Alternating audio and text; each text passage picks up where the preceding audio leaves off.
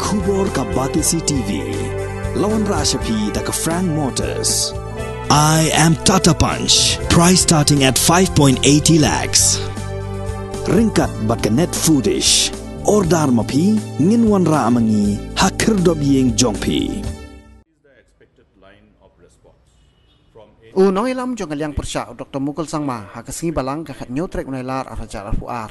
Ïaroh Arsap ya Sorkar MDA bat ya jingkren jong menteri rangba kajelau Conrad Sangma ha kajing rakhe kasingi lak luon. Jong kari India kebalong hakat santerik unailar arajar arfuar. Ha kajing kren bigila pathai kubor Dr. Mukul Sangma ulah kren Arsap dah baong ba ompat judan kanu ke Sorkar. Kabantrei bat kabawan ra ya kampen roi kumbalong kini ke Sorkar ke pemerintah. Ulah kentok ru dah kebohong, labun kijing kena bamsap, bat kijing tekok terekam juga ni ke Sorkar ke pemerintah, balai lam dah ke NPP, hendrai ke Sorkar ke landbek peleng-peleng. Is the expected line of response from any government of the day. The expected line of response is that when there are voices, reflecting the concerns of the people, it's incumbent upon every government to take cognizance of those concerns and dwell upon those things and resolve those issues. Now it will be left to be seen as to how this government really responds to their given call of duty. Now when we talk about given call of duty, the duty also revolves around to listen to the voices of everyone, every stakeholder of the state. When the stakeholders concerned are involved in those issues or are directly or indirectly affected by the decision of the government.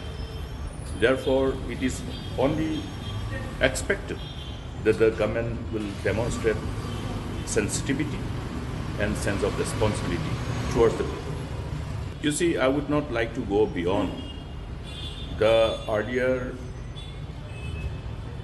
engagement of both the government pertaining to the 6 areas of difference in respect of these areas of difference along Assam-Meghalaya border.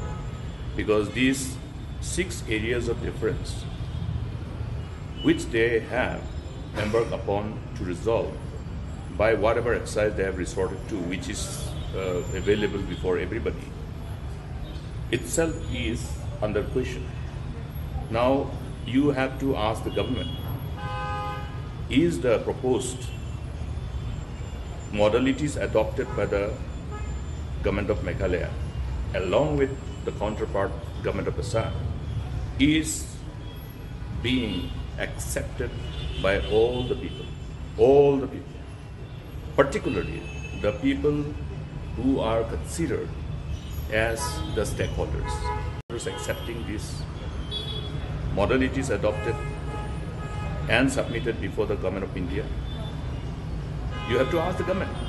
If they have not accepted, what are they trying to do? Are they trying to bulldoze and impose? In which case, the people will continue to protest. The political parties will still continue to reject.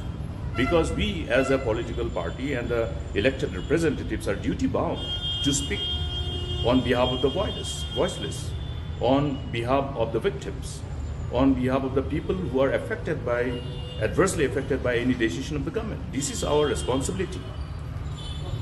So, therefore, that means they will only leave behind a mess which has to be again taken cognizance of and then somehow clear. It's not easy.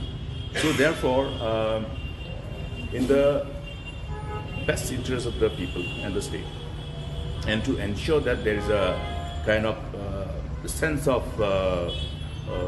accomplishment by everyone concerned in respect of resolving the issues involving those people.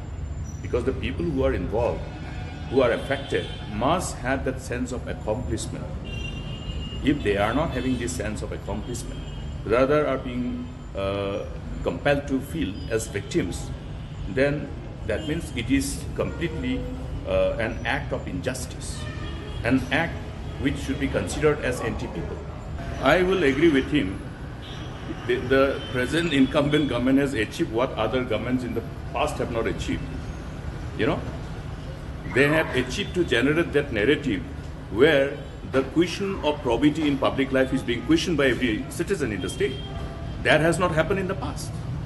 There are too many, I say too many. You will have to have, your fingertips to count actually one by one. And you may have to pause to rethink and then recollect which are those issues.